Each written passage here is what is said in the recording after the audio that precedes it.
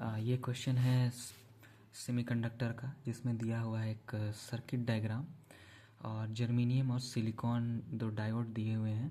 Germanium का starting conducting voltage है 0.3 volt और सिलिकॉन का है 0.7 वोल्ट।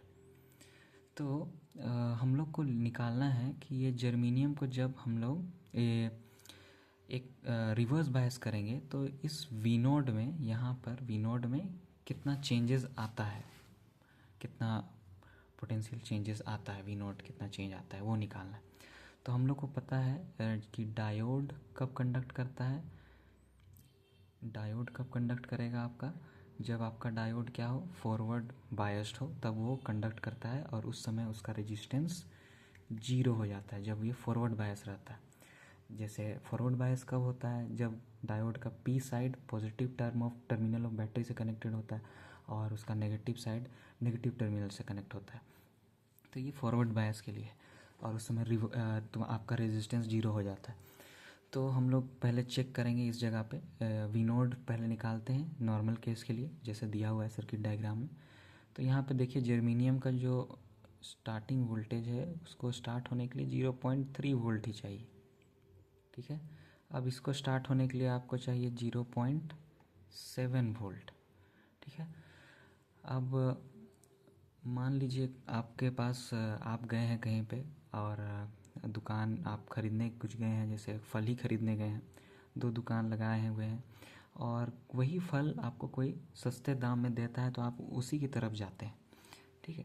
वही फल है, ज़्यादा कोई डिफरेंस नहीं है, वही फल दे रहा है सेम, तो आप उसी से ख़रीदने चले जाते हैं, जो कम में दे रहा है उसी से ख़रीदते हैं, ठीक है। तो यहाँ पर भी जैसे होगा क्या कि ये क्योंकि फॉरवर्ड बायस है डायोड, तो इसको कितना वोल्टेज चाहिए, 0.3 वोल्ट, और इसी समय इसका रेजिस्टेंस 0 हो गया, ठीक है। तो इस समय रेजिस्टेंस 0 हो गया तो करंट को फ्लो होने के लिए सबसे इजी पाथ यही वाला मिला। तो आपका जो नेट पोटेंशियल वी नोड हो जाएगा, वी नोड जो होगा वो होगा आपका कितना पोटेंशियल लॉस, कितना इसका बैटरी कुछ वैल्यू इसमें चला गया आपका 12 में से कुछ वैल्यू चला गया, कितना जर्मेनियम का 0.3 चला गया इसमें, तो बचा आपके पास कितना 11.7 वोल्ट, ठीक है। ये हो गया आपका फर्स्ट केस जो हम लोग देख रहे हैं, इसमें डायग्राम में दिया हुआ है। फिर दूसरा केस ये, अब इस जर्मेनियम को हम लोग क्या कर देते हैं, रिवर्स कर देते हैं। रिवर्स कर देंगे तो ये आपका इस तरीके का डायग्राम बन जाएगा, इस जगह पे ये इस तरीके का डायग्राम बन जाएगा। तो अब हम लोग को पता है कि जब भी पी साइड आपका एन साइड से कनेक्टेड होता है तो उसको रिवर्स बायस बोलते हैं, और इस समय जो रेजिस्टेंस हो जाता है वो इनफाइनाइट रेजिस्टेंस हो जाते हैं।